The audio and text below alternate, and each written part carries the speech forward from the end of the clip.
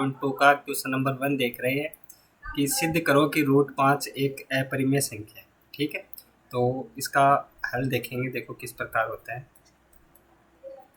तो सबसे पहले मैंने लिखा कि माना कि रूट 5 एक परिमेय संख्या है। ठीक है, एक परिमेय संख्या है। ठीक है, तो परिमेय संख्या है, इसलिए रूट 5 को हम क्या लिख सकते हैं, root 5 equals to A upon B के रूप में लिख सकते हैं, जहाँ पे बी 0 के बराबर नहीं है। ठीक है, जहाँ ए व बी पूर्णांक है तथा ए और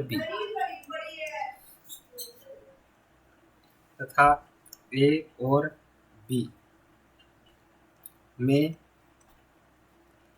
एक के अतिरिक्त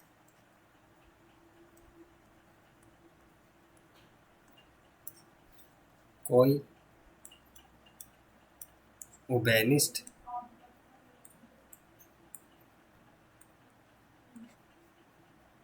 गुणनखंड नहीं है।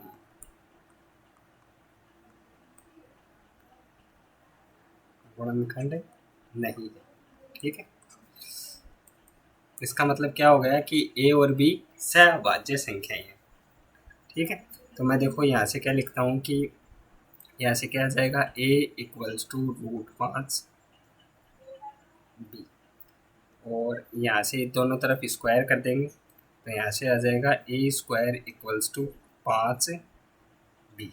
ठीक है, तो यहाँ से क्या लिखेंगे, अतः 5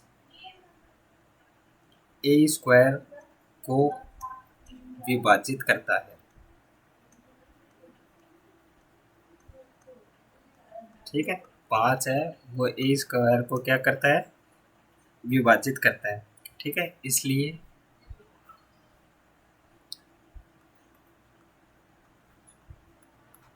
5 ए को भी विभाजित करेगा।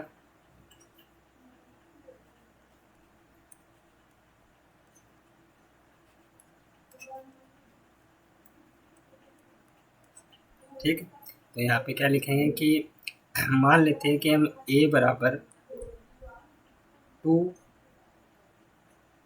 के रख लेते हैं या सी रख लेते हैं, ए बराबर 2 सी रख लेते हैं। ठीक है, जहाँ सी कोई पूर्णांक है। ठीक है, ए का मान, ठीक है, ये मान लेता हूँ कि मैं समीकरण 1 है, ये क्या है हमारे पास, समीकरण 1। तो ए का मान समीकरण 1 में रखने पर,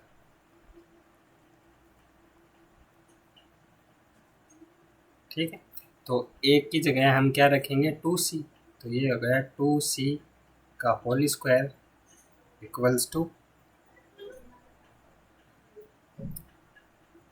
सॉरी 5c, ये क्या आ जाएगा 5c, तो यहाँ पे आ जाएगा 5c का whole square equals to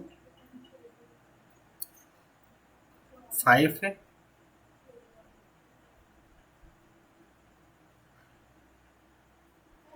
be. ठीक है, अब देखो आगे क्या करते हैं हम, इसको मैं थोड़ा इरेज कर देता हूँ।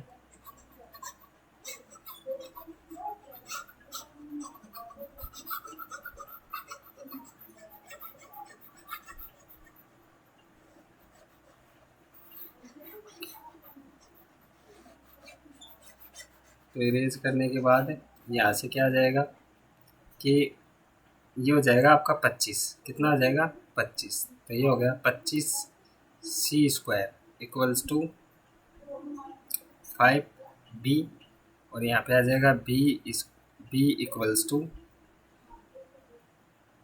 5 सी स्क्वायर। और इसका स्क्वायर करेंगे तो ये आ जाएगा आपके पास 5 है बी स्क्वायर। ठीक है, तो ये आपका क्या है स्क्वायर, तो ये भी स्क्वायर है और ये भी स्क्वायर है। ठीक है, अब देखो यहाँ से क्या लिखेंगे हम कि 5 बी स्क्वायर को विभाजित करता है।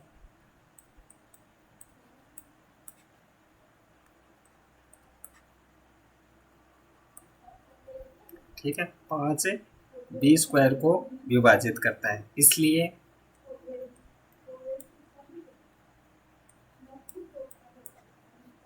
5 बी को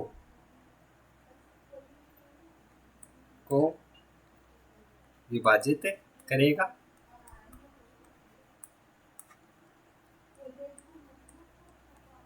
ठीक है, तो यहाँ से क्या आ जाएगा,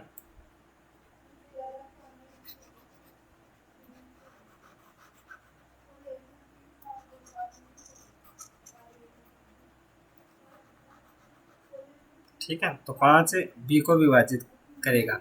अब देखो हमने पहले ही क्या लिखा था कि ए और बी है, तो इनका जो उभयनिष्ठ गुणनखंड है वो कितना है, 1 है हमारे पास। ठीक है, और हम यहाँ पे क्या कह रहे हैं कि 5 ए और बी को भी क्या करेगा, विभाजित करेगा। तो यहाँ से क्या लिख देंगे, तो यहाँ से हम लिख देंगे देखो कि इस प्रकार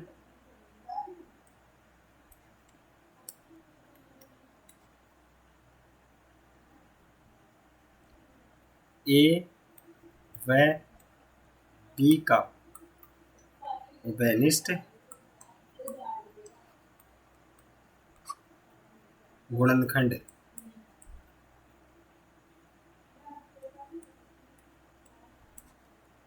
5 है,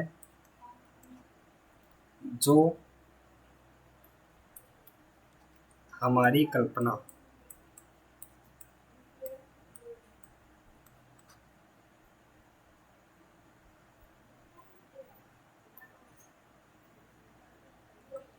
के विपरीत है।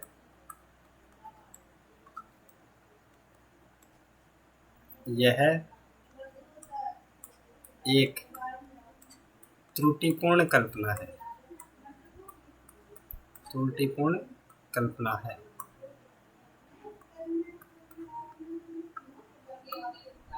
अतः √5 एक परिमेय संख्या है।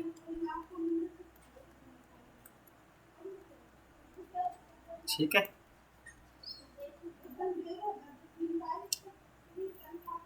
त्रुटिपूर्ण कल्पना क्या थी कि √5 एक परिमेय संख्या है।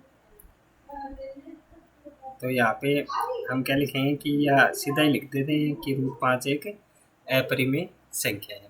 तो इस प्रकार जो हमारा फर्स्ट है वो क्या होता है, क्वेश्चन कंप्लीट होता है। उसी प्रकार नेक्स्ट देखते हैं हम, देखो 3 + 2√5 एक अपरिमेय संख्या है। ठीक है, तो देखो सबसे पहले इसका हल देखते हैं। हल क्या हो जाएगा, माना 3 + 2√5 एक परिमेय संख्या है।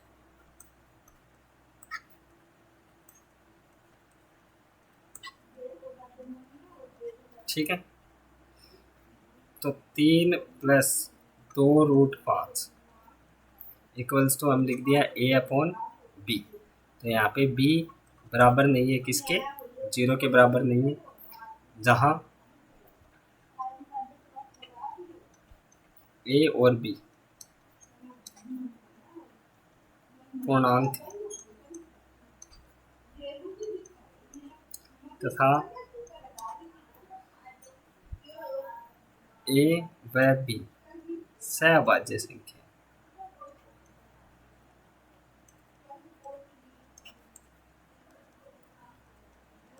सहभाज्य संख्या कौन सी होती है, जिनका जो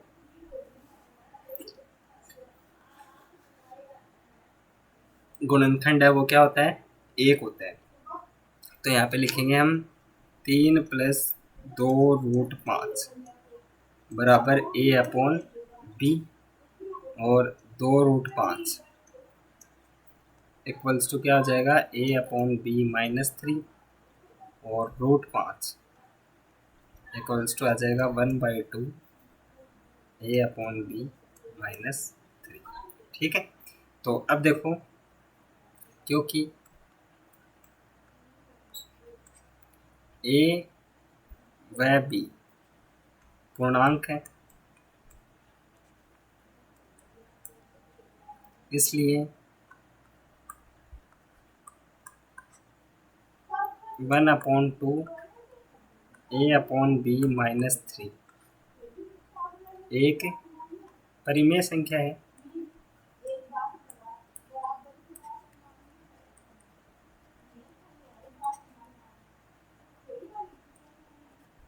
इसलिए रूट 5 भी परिमेय संख्या होगी।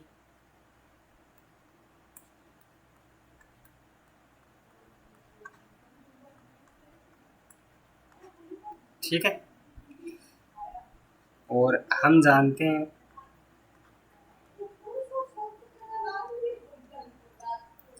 हैं रूट 5 एक अपरिमेय संख्या है।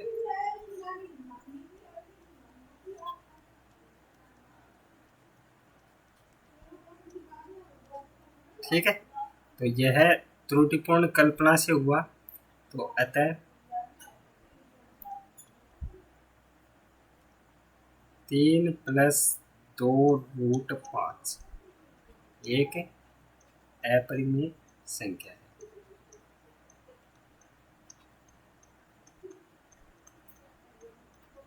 ठीक है, नेक्स्ट चलते हैं हम क्वेश्चन नंबर 3 की ओर।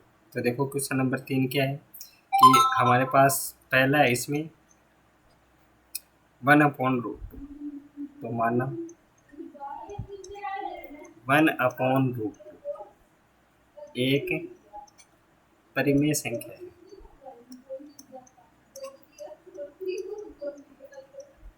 ठीक है, परिमेय संख्या है, तो यहाँ से क्या आ जाएगा कि 1/√2 equals to A upon B, और बी है वो किसके, 0 के बराबर नहीं है। तो यहाँ से क्या आ जाएगा कि हमारे पास √2 इक्वल्स टू बी अपॉन ए, और यहाँ से क्या आ जाएगा 2a² इक्वल्स टू b²। ठीक है, 2a² इक्वल्स टू क्या आ जाएगा b²। अतः 2 b² को विभाजित करता है,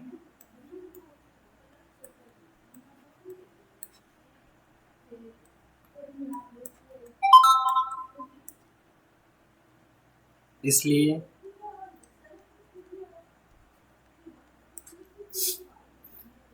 2 b को भी विभाजित करेगा।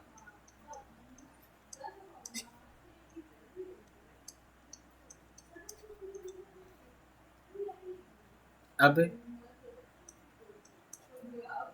माना b बराबर, ठीक है, तो b बराबर हम क्या मान लेते हैं 2c, c कोई पूर्णांक है।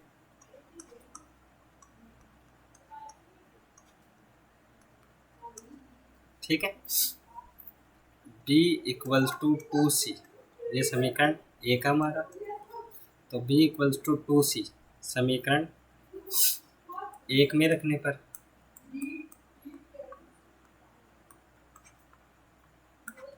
ठीक है, तो यहाँ से क्या आ जाएगा 2a² इक्वल्स टू 4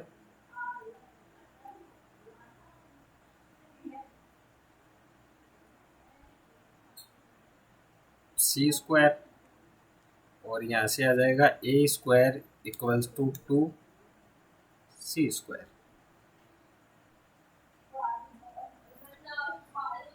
तो हम यहाँ से क्या लिखेंगे, 2a² को विभाजित करता है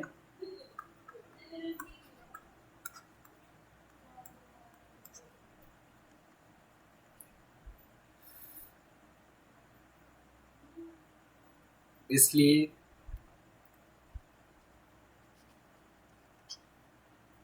टू ए को विभाजित करेगा।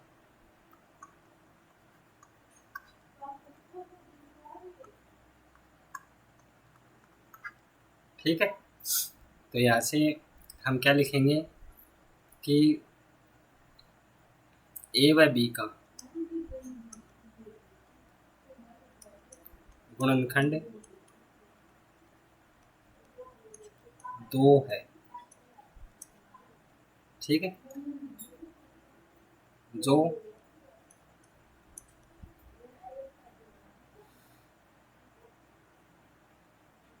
कल्पना के विपरीत है, अतः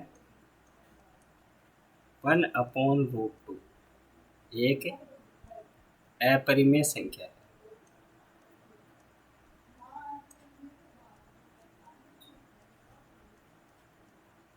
ठीक है, तो यहाँ से हमारा ये प्रूफ होता है। नेक्स्ट देखते हैं, देखो ये हमें दिया हुआ है 7√5, तो यहाँ पे लिखेंगे माना 7√5 इक्वल्स टू A/B। तो √5 इक्वल्स टू A/7B। ठीक है, तो यहाँ पे क्या लिखेंगे कि A व B पूर्णांक है,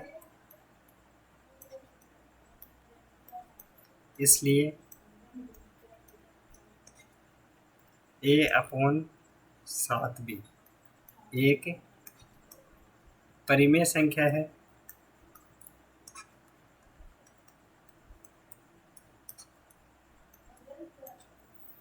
इसलिए √5 भी एक परिमेय संख्या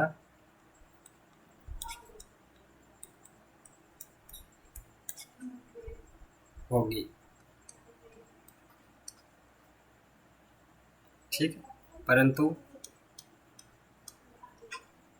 हम जानते हैं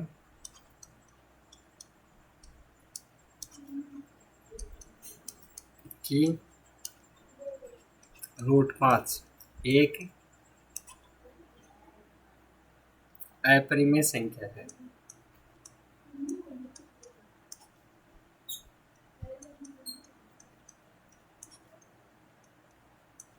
यह विरोधाभास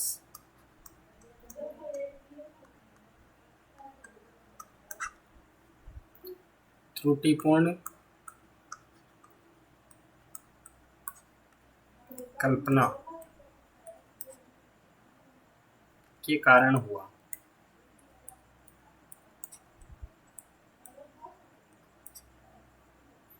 है कि 7√5 एक परिमेय संख्या है,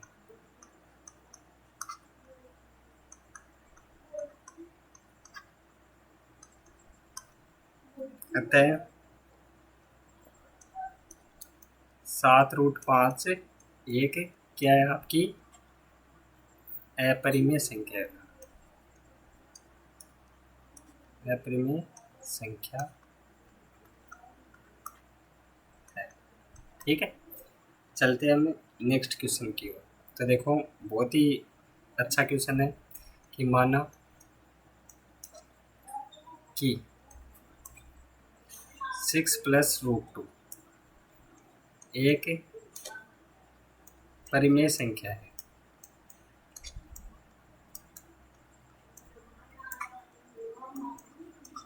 इसलिए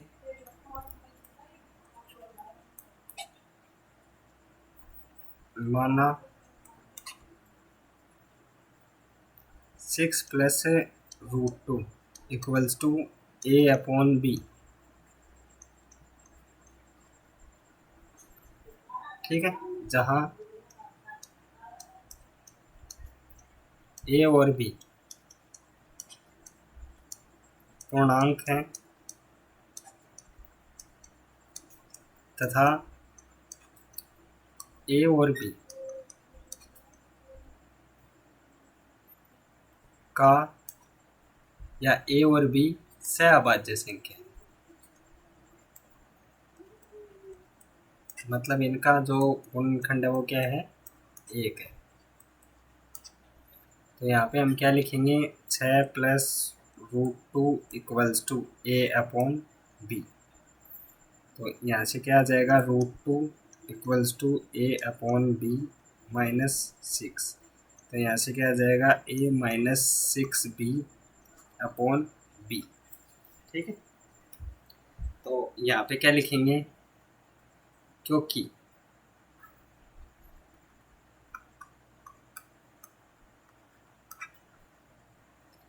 a और b पूर्णांक है, इसलिए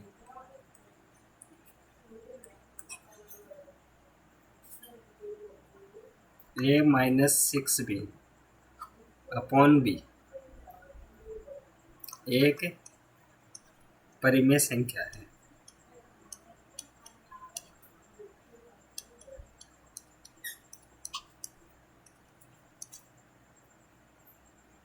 इसलिए √2 भी एक परिमेय संख्या होगी।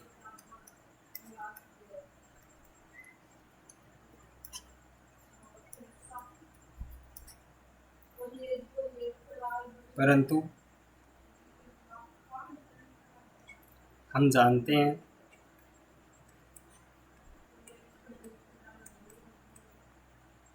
कि √2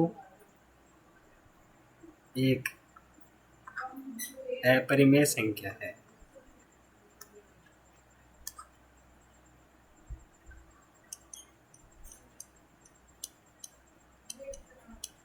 ठीक है, तो ये क्यों है, देखो यह है विरोधाभास।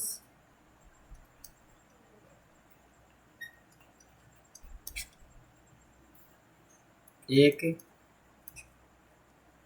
त्रुटिपूर्ण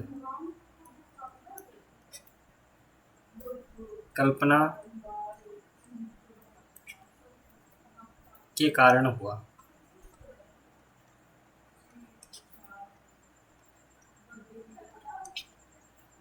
कि 6 प्लस √2 एक परिमेय संख्या है।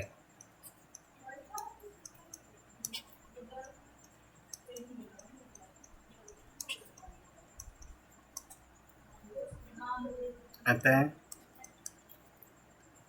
6 प्लस √2 एक अपरिमेय संख्या है। ठीक है, तो इस प्रकार हमारी 1.1 क्या होती है, कंप्लीट होती है एक्सरसाइज। मिलते हैं नेक्स्ट वीडियो में, तब तक के लिए थैंक यू।